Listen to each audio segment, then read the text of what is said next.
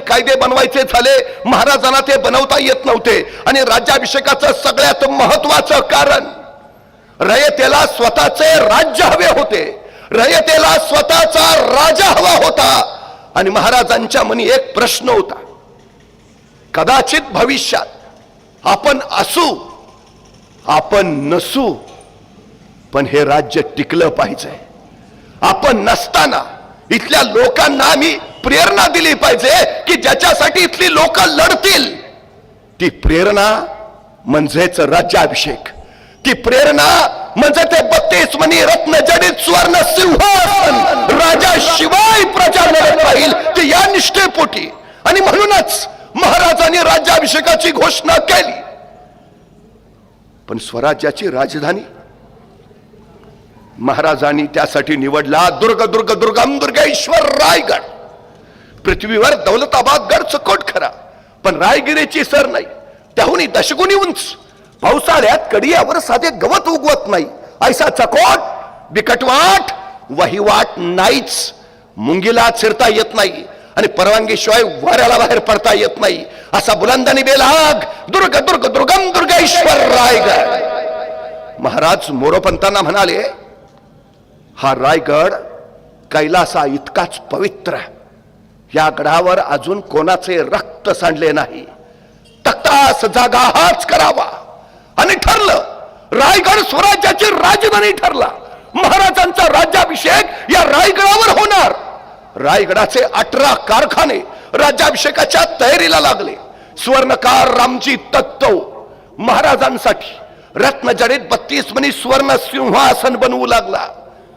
ते रत्नजडित सिंहासन बनवताना पाहून महाराज मोरोपंतांना म्हणाले, मोरोपंत, स्वराज्याच्या कोषागाराला हा एवढा खर्च पेलवेल? आणि मोरोपंत म्हणाले, महाराज, असे आणखी 10 राज्याभिषेक करणे इतकं धन स्वराज्याच्या कोषागारात आहे. शून्यात उभं राहिलेलं विश्व आज इतकं सामर्थ्यशाली झालं होतं की 10 राज्याभिषेक करायची जिगर बाळगून होतं. महाराजांनी स्वराज्याचं आर्थिक व्यवस्थापन, प्रशासकीय व्यवस्थापन, मुलकी व्यवस्थापन, व्यापार व्यवस्थापन, उद्योग व्यवस्थापन इतक्या उत्तम रीतीने केलं होतं की महाराजाच्या स्वराज्याचा अर्थसंकल्प कायम शिलकी राहत होता, तुटीत कधीच नव्हता. हे महाराजांच्या स्वराज्याचं सगळ्यात मोठं वैशिष्ट्य आहे, सगळ्यात मोठं. खरं तर आजमितीस महाराष्ट्रात 450 किल्ले आहेत, पैकी 360 स्वराज्यात होते, पैकी 110 किल्ले महाराजांनी आपल्या 50 वर्षाच्या आयुष्यात बांधलेत. 50 वर्षात एक घर बांधून होत नाही आम्हाला. महाराजांनी 110 किल्ले बांधलेत. स्वराज्य बळकट करणं हा हेतू होताच, पण त्याहीपेक्षा महत्वाचा हेतू होता या मातीत उगवलेल्या प्रत्येकाच्या हाताला काम मिळालं पाहिजे. सुतार, लोहार, चांभार, न्हावी, जोशी, गुरव, वाणी, मुलानी, साळी, माळी, धनगर, कोळी, अग्री, भंडारी, ब्राह्मण, मराठे साऱ्यांच्या हाताला काम मिळालं पाहिजे, खिशात दाम आलं पाहिजे. स्वराज्याची अर्थव्यवस्था बळकट झाली ती या रोजगारातून, या उद्योगातून. आणि त्याहीपेक्षा महाराजांचा हेतू होता, महाराजांनी राज्य निर्माण केलं, पण या राज्याचं नाव त्यांनी शिवराज्य नाही ठेवलं असतं तरी आम्हाला अभिमानच वाटला असता. पण महाराजांनी या राज्याचं नाव ठेवलं स्वराज्य. स्व म्हणजे माझं राज्य. या मातीत उगवलेल्या कुणीही या राज्याच्या नावाचा उच्चार करावा, स्वराज्य, माझं राज्य. आणि मग माझं आहे ना, मलाच लढलं पाहिजे, मलाच झगडलं पाहिजे, मलाच झुंजलं पाहिजे, मलाच मेलं पाहिजे, ही उर्मीतल्या प्रत्येकात रुजवली. आणि माणसं या स्वराज्यासाठी मग लढायला, झुंजायला, मरायला सिद्ध झाली. मला एका प्रश्नाचं उत्तर द्या, आपल्या घरातल्या विजेच्या बल्बला आपण कधी दगड मारतो का? नाही. आणि रस्त्यावरची एक तरी ट्यूब आपण नीट ठेवतो का हो? कारण घरातला बल्ब माझा असतो, रस्त्यावरची ट्यूब माझी नसते. जोपर्यंत एखादी गोष्ट माझी होत नाही तोपर्यंत आपण तिच्या रक्षणासाठी उभा राहत नाही. महाराजांनी इथल्या प्रत्येकाला हे स्वराज्य त्याचं स्वराज्य केलं, त्या स्वराज्यासाठीचा प्रत्येक जण उभा राहिला, लढायला, झुंजायला, मरायला सिद्ध झाला. रायगड राज्याभिषेकाच्या तयारीत धांदलीत निघाला. देशोदिसेचे निमंत्रित रायगडावर दाखल झाले. इंग्रजी सत्तेचा प्रतिनिधी हेनरी ऑफ जेंटेन, फ्रेंच, गोवेकर, पोर्तुगीज, विजापूरकर, भागानगरकर सारे सारे सारे महाराजांच्या राज्याभिषेकाला दाखल झाले. आणि महाराजांचे जिवलग सोबती, त्यांची तर कोण धावपळ उडालेली. सरसेनापती हंबीरराव मोहिते, फिरंगोजी, आनंदराव, हिरोजी फर्जन, मदारी मेहतर, नागोजी जेठे, मोरापंत, प्रल्हाद पंत, सारे सारे गडबडीत. अनेक दिवसांनी पाहिलेलं स्वप्न आज प्रत्यक्षात येत होतं. अनेकांच्या समर्पणाचं हे महानमंगल फळ. पण त्याच वेळी या जिवलग सोबत्यांना स्वराज्यासाठी समर्पित झालेल्या आपल्या सोबत्यांची याद येत होती. कोणीतरी म्हणायचं, आज स्वराज्यासाठी पहिले समर्पित झालेले ते वीर बाजी पासलकर असायला हवे होते. ते कान्होजी जयंत नाईक देशमुख, तो पोराचं लग्न टाकून कोंढाण्याचं लग्न करायला गेलेला तानाजी, तो शिवा अवघ्या 6 महिन्याची ओळख, हुबहू राजांसारखा दिसायचा. राजाने त्याला बोलावलं आणि विचारलं, ए शिवा, शिवा आमचं रूप घेशील? ए शिवा सिद्धीच्या भेटीला जाशील?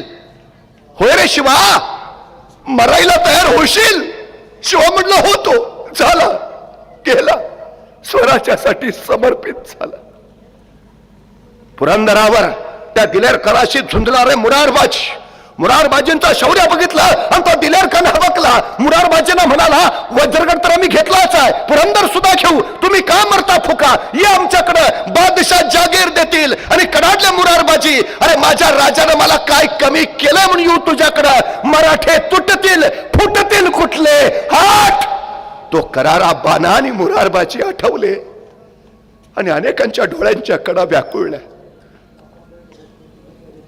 गजखिंडीत उभा असणारे बाजी प्रभू, पन्हाळ्यावरनं पावसाळ्याच्या त्या वादळी किर्रात्री बांदलांच्या फौजेसहित महाराजांनी बाजीप्रभू निघाले.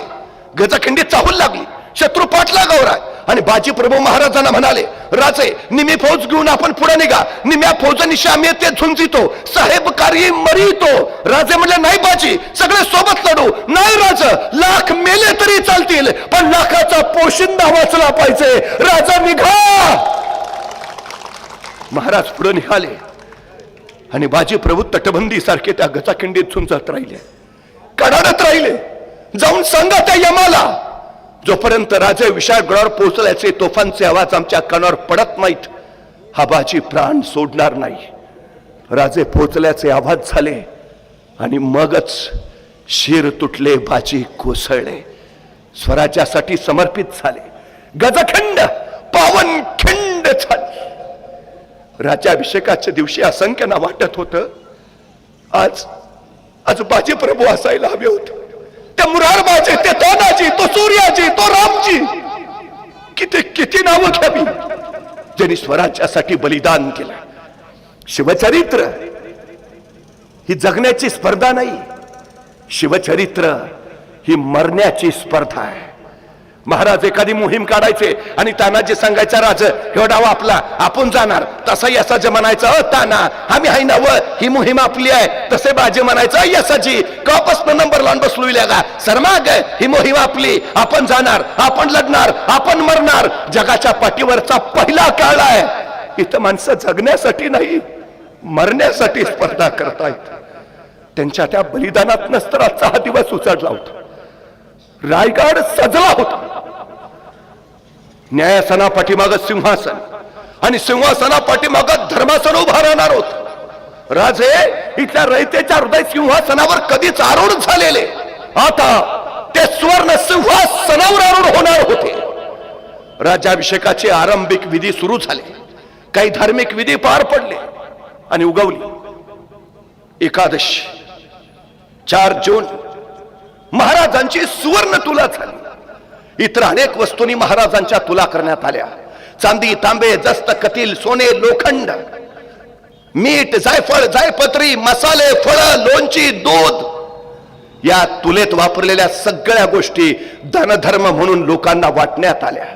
हे सार मासाहेब जिजाऊ अभिमानी नजरेनं पाहत होत्या. हे सारं शहाजी राजे आणि त्यांचं तर संकल्पित होतं. आज ते याची देही याची डोळा प्रत्यक्षात येत होत. महाराजांचा हा राज्याभिषेक पाहता पाहता मासाहेबांना 12 वर्षाचे शुभा राजे आठवले. त्यांचं आणि शहाजीराजांचं ठरलं.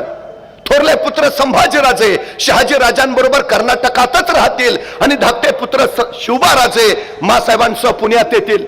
संभाजीराजे कर्नाटकात राज्य घडवतील आणि शिवबाराजे महाराष्ट्रात. ठरल्यानुसार मासाहेब जिजाऊ आपल्या 12 वर्षाच्या पुत्राला घेऊन पुण्याकडे जायला निघाल्या. 12 वर्षाचे शिवबाराजे निघाले. आता आपल्या 12 वर्षाच्या या पुत्राला एका पित्यानं जाताना काय द्यावं? आमचा मुलगा कुठं निघाला तर आम्ही काय देतो? डबा, वेळेवर खा. फारच काळजी असेल तर आई सांगते नीट जा नीट ये. अधिकची काळजी असेल तर आई म्हणते बसमध्ये बसताना मधल्याच सीटवर बस. बाळ म्हणतो का? नाही, पुढनं कुणी ठोकलं तरी तू सुरक्षित, मागणं कुणी धडकलं तरी तू सुरक्षित. बाळा तू जगला पाहिजे. मग 12 वर्षाचे शिवबाराजे निघालेत. एका पित्यानं त्यांना काय द्यावं जाताना? ध्येय दिलं, स्वप्न दिलं, महत्वाकांक्षा दिली. स्वतः शहाजीराजांनी संस्कृत मधून तयार केलेली मुद्रा आपल्या 12 वर्षाच्या पुत्राच्या हाती सोपवली. काय होता मुद्रेत? प्रतिपच्च चंद्र लेखेवर वर्धिष्णू विश्ववंदिता सहस्रो शिवसैषा मुद्रा भद्राय राजते. एक पिता आपल्या पुत्राला काय सांगतोय? प्रतिपदेच्या चंद्राच्या कलेप्रमाणे तुमचं राज्य वाढत वाढत जाईल आणि एक दिवस ते विश्वाला वंदनीय होईल.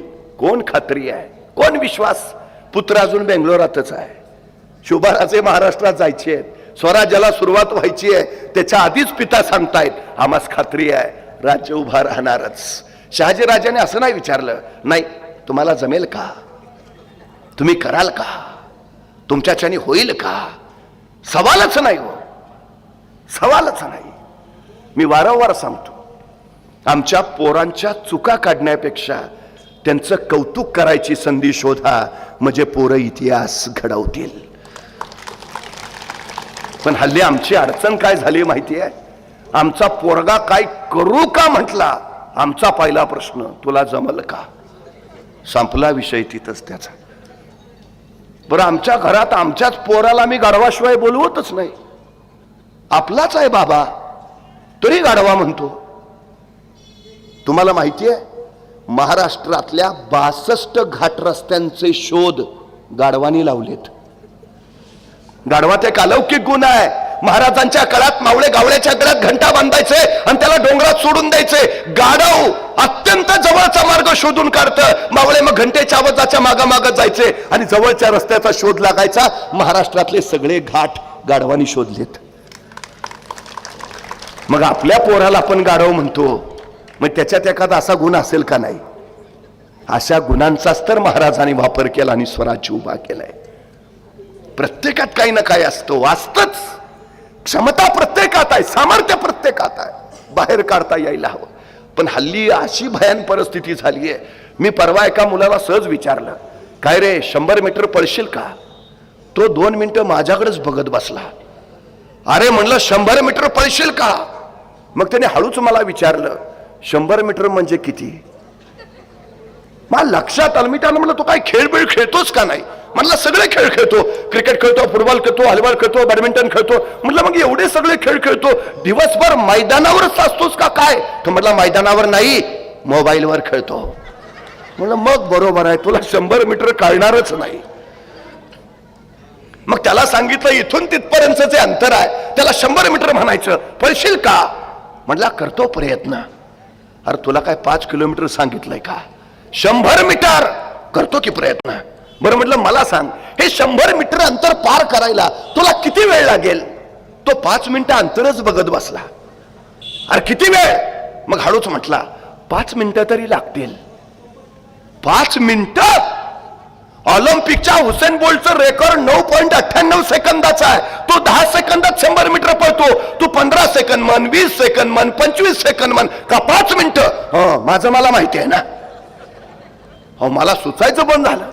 तेवढ्यात त्याचा मित्र धावत आला. ए पळ, कुत्रा पिसाळलाय. इतक्या भयान वेगात पळत सुटला. 7 सेकंदात 100 मीटर. मी त्याला म्हटलं तुला का ऑलिम्पिकचं रेकॉर्ड मोडलंस? हुसेन बोल्टला 10 सेकंद लागतात, तू मग कुत्रं मागं लागलं होतं. म्हणजे तुमच्यात 7 सेकंदात 100 मीटर पळायची क्षमता आहे.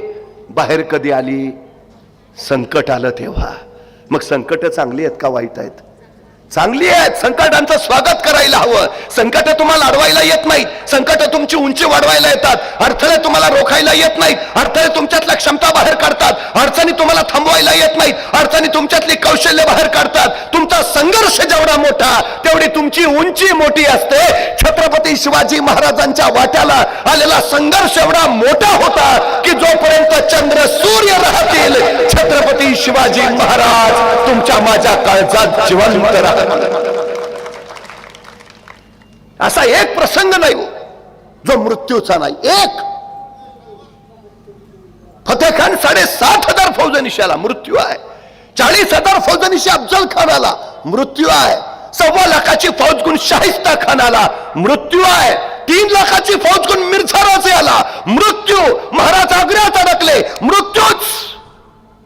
तरी प्रत्येक प्रसंगात महाराजांनी मृत्यूवर मात केली. प्रत्येक प्रसंगात. आग्र्याहून तर महाराज परत जिवंत परत येतील का खात्री नव्हती, पण परत येऊन महाराजांनी सुवर्ण सिंहासन उभा केलं. परत येऊन संपलं वाटत असताना राखेतनं कशी भरारी मारायची हे छत्रपती शिवाजी महाराजांकडनं शिकायचं. सगळ्यात महत्वाचं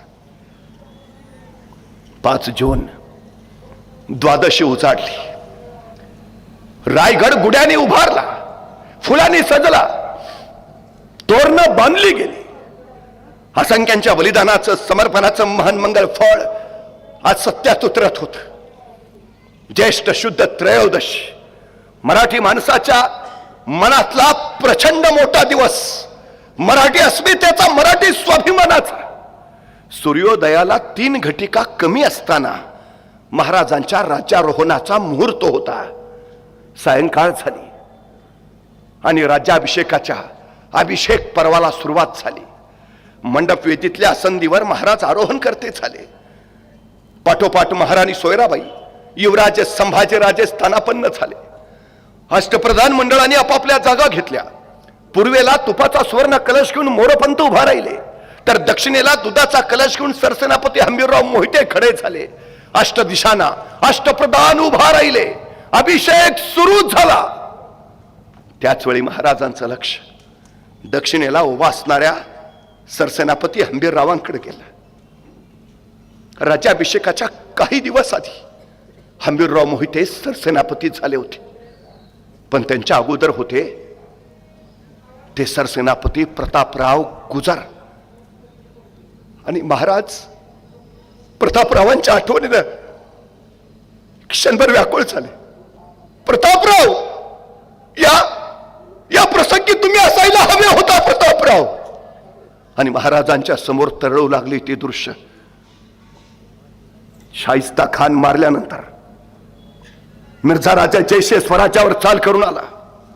मिर्झाला माहिती आहे राजांचा जीव गडात नाही, किल्ल्यात नाही, प्रांत प्रदेशात नाही. राजांचा जीव आहे तो इथल्या रयत येत. आणि या मिर्झानं रयत छळायला सुरुवात केली. गावाच्या गावात आली, खुल्याम कत्तल्या रमल्या, आक्रोश किंकाळ्या आरोळ्या, रक्ताच्या चिळकांना, मृतांचा ढीग, प्रतांच्या काच, यातनांचा कल्लोळ उडाला. आणि राजे व्याकुळले. राज्य कुणासाठी? रयतेसाठीच ना. मग रयतच वाचत नसेल तर राज्य वाचून काय उपयोग? आणि राजे आले ते थेट मिर्झाकडं. मिर्झा, थांबवा हा रयतेचा छळ, थांबवा ही जुमखोरी. तसे मिर्झा म्हणाले, राजे हा छळ थांबवणं तुमच्याच हाती आहे. मतलब आपण मोगलांचे मनसबदार व्हावं. आपण औरंगजेब बादशाची